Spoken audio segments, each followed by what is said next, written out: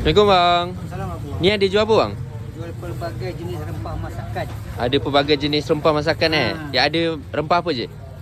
Daripada macam-macam lah. Aha. Kari ikan, kari ayam daging, Kari ikan, kari ayam daging, soto, sup soto. pedas. Boleh tengok dalam ke? Boleh? Boleh. Ni kalau kari ayam dagingnya. Oh, yang ni dah siap campur ah. Asyik. Kita punya best seller ni lah. Kari ayam daging, Okey. ayam goreng. Ayam goreng. Yang ni tinggal nak balik, tinggal Tumis salut-salut, Ha, masak je. Yang ni kempah daripada Terengganu. Rempah dengan Gulai nasi dagang.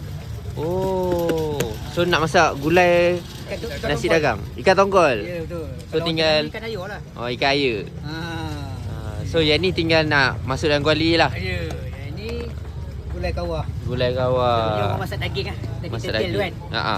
Okey, kalau macam tu bagi saya yang kari daging lah. Ha, kari daging Ha. Daging. Barbecue pun ada. Barbecue. Oh, ni rempah BBQ pun ada. Abang-abang kan. Yang ni senang ni. Kalau korang nak pergi piknik ke apa, just beli ni je. Dah siap lah. Marinate je. Ha. Perap sahaja. Tinggal perap je.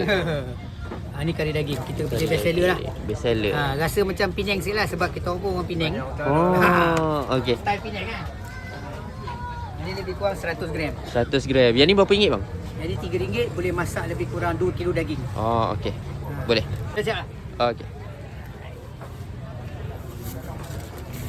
Okey, terima kasih. Terima kasih.